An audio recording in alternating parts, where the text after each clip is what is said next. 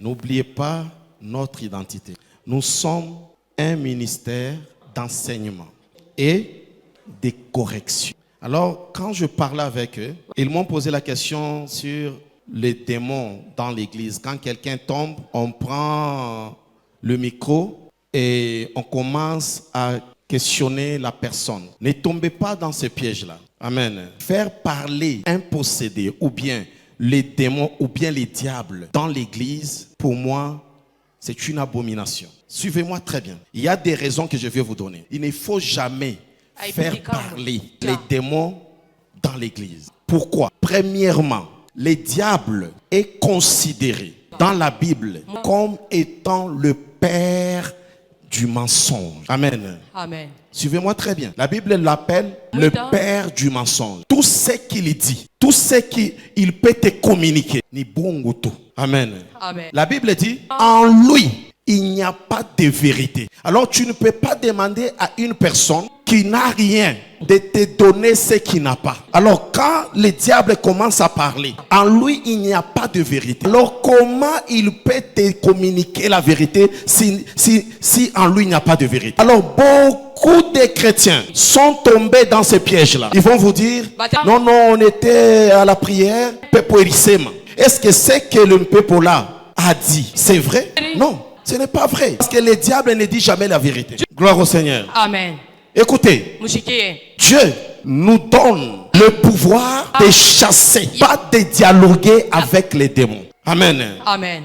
On chasse, on ne dialogue pas. On ne peut pas donner la parole au diable dans l'église. Non. Quand tu commences à questionner les diables, qu'est-ce que tu cherches? C'est l'information. Deuxièmement, l'information que tu cherches auprès du diable, ce sont des faussetés. Si tu as besoin d'information, il faut chercher l'information auprès du Saint-Esprit. C'est le Saint-Esprit qui va te communiquer, qui te dira la vérité. Mais tu verras dans une église, on prend si c'est 20 minutes, 30 minutes, même 1 heure, en train de questionner les diables. Qui es-tu? Et le diable est en train de vous tourner en bourrique. Quand Pierre parlait, Christ regarde, il dit, ce n'est pas toi. Il dit, tais-toi arrière de moi, Satan. Ce que tu dis là, ce n'est pas vrai. Et il y a des gens qui vont me dire, alors quand Christ avait parlé avec les fous de Gadara, Christ n'a pas parlé avec les fous de Gadara. Quand il est venu, c'est le possédé qui est allé vers lui. Et il a commencé à demander. Il a commencé à supplier. Il lui a dit, maître, notre temps n'est pas encore arrivé.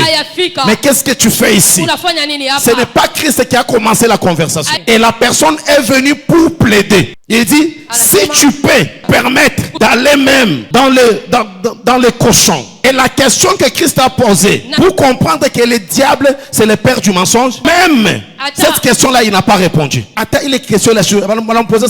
Quel est ton nom? Nous sommes nombreux dans une maison. Et une personne, il répond. Et si on pose la question à la personne qui a répondu, comment tu t'appelles? La personne doit dire son nom. On t'a posé toi la question. Comment tu t'appelles? Tu dois dire que je m'appelle tel.